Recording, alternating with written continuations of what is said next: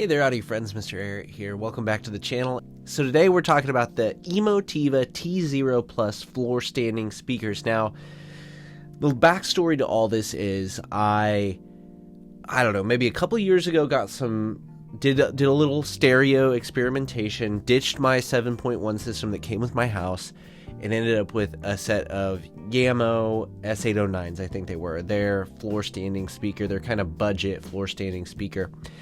And I thought those were pretty good. Definitely better than any of the bookshelf speakers that I was trying at the time or had tried, which was like Sony SSCS5s, smaller Yamo bookshelf speakers. I don't know. There were a couple other ones in there, right? So I thought those were pretty good and sounded better than the Polk speakers that came with my like house and receiver and all this stuff that were in walls, right? So I was all good on that for quite a while. Then I went down a rabbit hole a couple of weeks ago. The U speakers, the 4-inch and the 6-inch passive speakers, wasn't super impressed with either of those.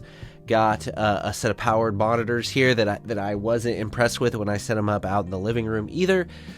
So I did a little more research and saw tons of people giving praise to Emotiva bookshelves, right? It's like the B1 plus, the B2 plus, those types of things. However, they were all out of stock at the time, but I saw on sale the T0 pluses for $300. So I bit the bullet, decided I'd try them.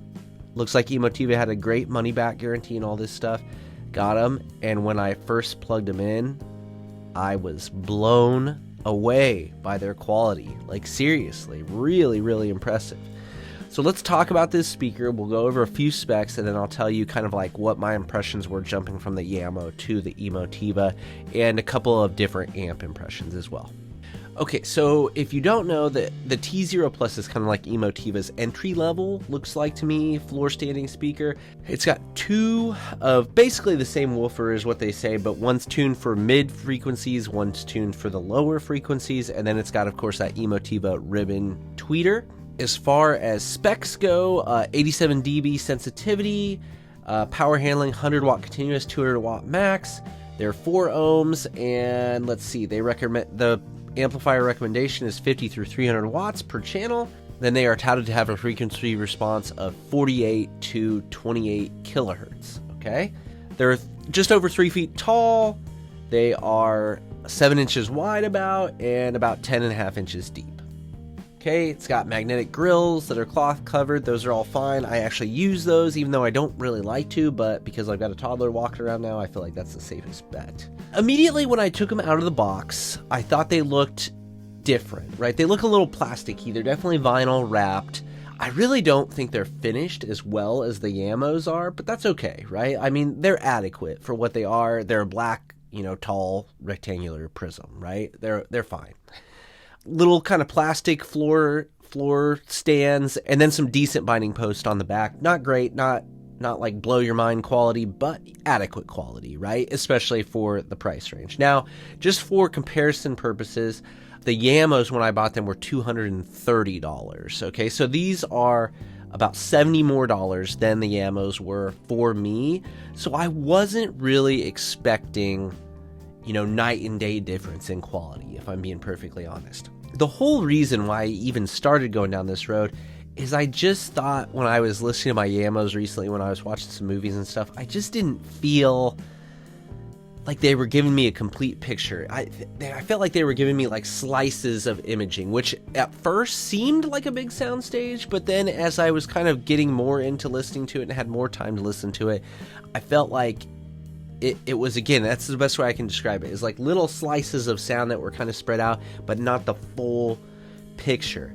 I also was questioning whether the upper ranges of the Yamo were, how accurate they were, right? I thought they were a little overemphasized, and just wasn't feeling real impressed with them. So plug in these Emotivas.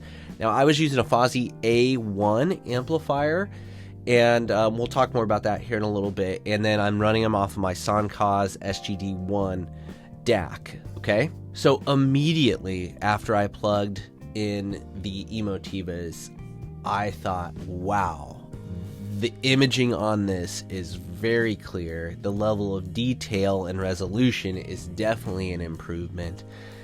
and I just felt like I was getting a clearer, more full picture of music and of, movie scenes when I was watching them.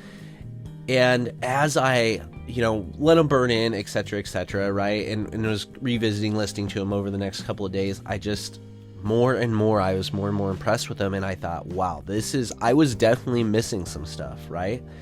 So then I had been listening to them pretty much exclusively for a couple of weeks, and then I plugged the Yamos back in, and I was going, wow, these sound very sharp and almost like serrated, like sharp but uneven, and again, very peaky, right? Like, especially where the mids transition to the treble, I thought just sounded rough, like, and that I just wasn't getting like a clear picture, and it just was grating, right? It was a grating speaker.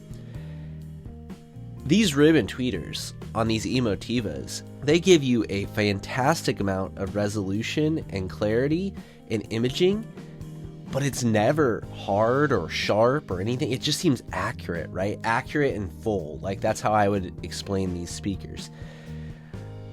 Vocals, right? The mid-range, all that stuff, it sounds very good. Again, I don't question it when I'm listening to it. It just sounds correct to me. And now I'm coming as mainly a headphone listener, but I've listened to lots and lots of very expensive headphones. So timbre is something that's very important to me, and these guys do it. They do it with the best of the headphones that I've heard, right? And that's quite a compliment, considering these things only cost $300.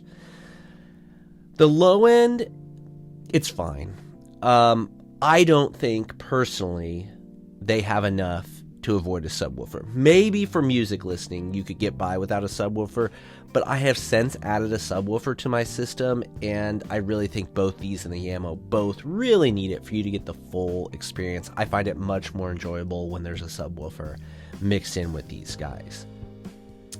As far as amplification goes, so I had settled on the Fozzy A1. And again, I think what drove me to that amplifier was I saw a review of somebody talking about using it with the SSCS 5s, which I thought were kind of a thinner, sharper speaker. And I think as I was comparing that, when I picked it before, I was comparing it with some of the cheaper amplifiers like the IEMA A07, things like that. And I ultimately stuck with the Fozzy because I think that it kind of mellowed out some of the Yamo's more grating, like I said, kind of sharper serrated features. It warmed it up a little bit, made it a little bit richer, smoothed out some of those things. I found with the Emotiva that I preferred the Fozzy ZA3, which I have right now in for review. And I just saw, even though it's a little bit less rich, I just felt all in all more accurate, a more linear presentation made me think that really that amplifier is doing a good job of just being neutral, and it's just letting the speakers do their thing. Whereas I felt like with the Yamo, I was kind of having to like fix those speakers, with that other Fozzy A1 amplifier, right? Where does that put us with all these things? Well, I think personally, after trying several bookshelves recently and in the past, and trying a 7.1 system in the past and all this stuff, right? I come away very, very impressed with the T0 Plus Emotiva speakers. I think for the price, even at $350, I think they're a great buy. But if you can catch them on sale or B-stock or something like that for $300 like I did, I think the level of performance you're going to get out of these speakers as compared to like a $200 bookshelf speaker type of thing, or a $200 tower speaker, I think you're getting a great deal here. I think I'm super impressed. I feel like this is true hi-fi. I'm sure there's people that are going to argue otherwise, but I'm coming away very, very impressed, and I've just been really, really enjoying these speakers. Right now, like I said, I have them paired with the Fozzy ZA3, which I'll have a review coming soon for that. And I've got them paired with the Yamo, C910. I don't know if that's right, but it's a 10-inch powered subwoofer from Yamo, which I'll be reviewing here in the near future as well. So if any of that sounds good to you, subscribe, like this video. Thank you for your time. Of course, feel free to drop your own opinions and things down below. I appreciate you taking your time to watch this video. I hope it helped you out in some way, shape, or form, and hopefully I will see you in the next one.